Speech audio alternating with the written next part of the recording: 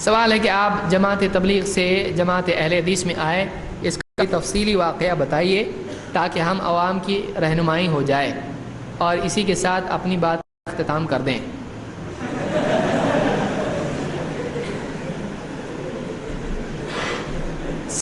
وقت بہت ہو چکا ہے اور 10 بج چکے ہیں،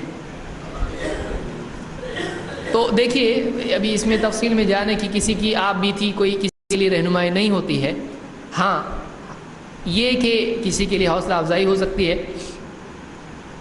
ہم لوگ تبلیغی جماعت میں تھے اور کام کرتے تھے، جماعت چلا 4 مہینہ 3 دن جو بھی ہم لوگ جاتے تھے، پھر کچھ شبہات ذہن میں آئے فضائل اعمال پڑھ کے، اور کچھ باتیں بیانات وغیرہ سن کے، اور کچھ کتابیں دیکھ کر، پھر علماء کے پاس، بعض علماء کے پاس ہم لوگ گئے، میں گیا اور ان سے سوالات پوچھے۔ انہوں نے جواب دیے، جواب میں اطمینان نہیں تھا بلکہ ڈانٹ ڈپٹ تھی اور دلیل نہیں تھی۔ ایک نہیں 2 3 4 کئی علماء سے میں نے بات کی، جواب نہیں دیا اور اطمینان بخش جواب نہیں ملا، دلیل کی روشنی میں تھا۔ بس بڑے بولتے ہیں تو صحیح ہے، ایسا کیسا غلط ہو سکتا ہے، اتنے سب پاگل ہیں، اس طرح کی باتیں تھیں اس میں قرآن میں ایسا ہے، حدیث میں ایسا نہیں تھا۔ لہٰذا پھر میں اپنے طور پر تحقیق شروع کی، مختلف تفاسیر اور حدیث کی کتابیں وغیرہ دیکھی، علماء سے بمبئی وغیرہ کے کچھ لوگوں سے ملاقات ہوئی، اور اس میں نے ان سے بات چیت کی، مطالعہ کیا۔ پھر کچھ فارن اسٹوڈنٹس تھے، ان کی لائبریری سے کچھ عرب کے علماء کی خطابات سننے میں آئے، اور ان کی جو حدیث کی باتیں اور فقہ کی باتیں میں نے سنی، اس سے دل کو اطمینان ہوا کہ قرآن و سنت تو بات ہے، اس کے اوپر کوئی اور پیمانہ نہیں ہے، اللہ اور اس کے رسول سے بڑھ کے تو کچھ نہیں ہے جس کا کلمہ پڑھ رہے ہیں ہم لوگ۔ تو پھر اس پیمانے سے جو صحیح ہے وہ صحیح ہے، جو اس پیمانے سے ٹکراتا ہے وہ صحیح نہیں ہے، یہ ذہن میں بیٹھ گیا۔ اور اس کے بعد پھر نئے سرے سے میں نے تحقیق جو بھی شروع کی، اب پھر جتنا تحقیق کرتا گیا اتنا دور ہوتا گیا، اور پھر اس کے بعد میں وہاں سے بھی کہا کہ بتاؤ اس طرح کا معاملہ ہو گیا، باہری اچھے، ہم نے کہا ٹھیک ہے ہم باہری اچھے۔ پھر ہم نے اپنی طور سے دعوت شروع کی، اور الحمدللہ 1 2 3 4 ہوتے ہوتے کئی لوگ آتے چلے گئے۔ تو آج بھی الحمدللہ بہت سارے لوگ ہوتے تھے، دیکھو جماعت چھوڑا، ٹوپی جائے گی، کرتا پاجامہ جائے گا، یہ داڑھی جائے گی، ابھی تک الحمدللہ کچھ نہیں گیا، بلکہ پہلے کم تھی ابھی اس سے زیادہ ہو گئی ہے۔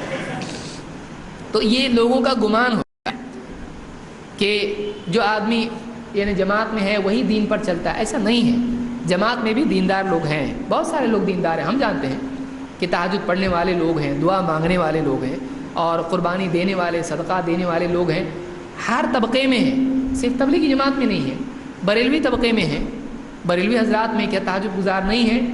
ان میں دعا کرنے والے، اللہ کے آگے رونے گڑ گڑانے والے نہیں ہیں، تقوی والے نہیں؟ میں خود ایسے لوگوں کو جانتا ہوں کہ جو بہت پرہیزگار لوگ ہیں، درگاہوں پہ جاتے ہیں لیکن وہ یعنی حلال و حرام کے اعتبار سے بہت پرہیزگار ہے، عقیدہ ان کا غلط ہے، لیکن ایسے لوگ آپ کو ملیں گے، نیک دل لوگ آپ کو ہر جماعت میں ملیں گے، لیکن صحیح صحیح ہے اور غلط غلط ہے۔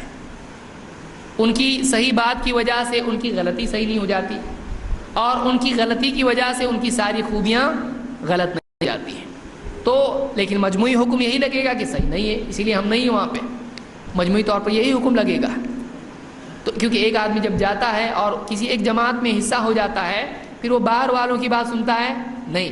یہ اہل حدیث ہیں کہ جو کہتے ہیں بولو تمہارا کیا ہے، ذرا ہم کو بھی سننے دو، آدمی سنتا ہے، اور ہم بھی بولتے ہیں بھائی جاؤ سب کی سنو، جس کی صحیح لگے اس کی مانو، بشرطے کی کتاب و سنت کی روشنی میں ہو اور وہ بات حق ہو، جس کو جو چیز سمجھ میں آئی وہ مانے۔ تو ہمارا یہ طریقہ، لوگ جماعت میں جاتے تھے، پھر بات کی علماء سے جواب نہیں ملا، اور اس کے بعد میں پھر وہاں سے کئی مسائل بھی آئے، اور اس کا میں تفصیلی ذکر کرنا مناسب بھی نہیں سمجھتا ہوں۔ کسی جماعت کو ٹارگٹ کرنا ہمارا مقصود نہیں ہے۔ آج امت میں سب لوگ کام کر رہے ہیں، ہمارا درد یہی ہے کہ کتاب و سنت کی روشنی میں کیوں نہیں کام ہی کرنا ہے نا، کہ ایک آدمی بول رہا ہے کامیابی 100% نبی صلی اللہ علیہ وسلم کے طریقے میں ہے، باقی سارے طریقوں میں 100% ناکامی ہے، اس کو کیوں نہیں اس کی روشنی میں باقی ساری چیزیں طے کی جاتی ہے؟ ہمارا درد یہ ہے۔ تو اہل حدیث کے یہاں آنے میں ہم کو اطمینان ہوا کہ بھائی یہاں پہ کوئی آدمی غلطی بھی کرتا ہے تو وہ دلیل نہیں بنتا ہے، اس کی بات غلط ہے، لیکن وہاں ویسا نہیں ہے، ارے اتنے بڑے ان کی بات الٹی بھی سیدھی ہوتی ہے۔ تو ایسا ہمارے یہاں پہ نہیں ہے۔ کوئی عالم اگر غلط بات بولتا ہے، دوسرا بلکہ بعض اوقات طالب علم بتاتا ہے کہ نہیں آپ کی بات صحیح نہیں ہے۔ یہ امت صحابہ کا طرز تھا، یہ قیامت تک کے لیے ضروری ہے۔ تو آج میں سمجھتا ہوں تبلیغی، دیوبندی، بریلوی جتنے بھی ہمارے بھائی ہیں ان میں بہت سارے اچھے لوگ ہیں، اور اہل حدیث میں بھی اچھے ہیں، برے بھی ہیں، ان میں بھی اچھے ہیں، برے بھی ہیں، لیکن منہج جو ہے وہ اہل حدیث کا صحیح ہے۔ آپ کو آج تک جو سمجھ میں آیا وہ یہی کہ بغیر طرفداری کی کتاب و سنت کی روشنی میں بات قبول کی جائے، وہ ہم نے یہیں سے سنا۔ یہ منہج ہم کو اینڈ میں آ کے یہاں پہ ہمارا جو ہے ناؤ ادھر رکی ہے، یہ ایسا، اس سے بہتر کچھ نہیں ہے۔ اللہ اس کے رسول سے بڑھ کے اور کیا بہتر ہوگا، اس سے بہتر کچھ نہیں ہے۔ اللہ تعالیٰ ساری امت مسلمہ کو آپس میں متحد ہونے کی توفیق عطا فرمائے، جماعت کے جھگڑے پہ لڑنے سے بچائے، اور ایک دوسرے کی بات سننے والا ہم کو بنائے۔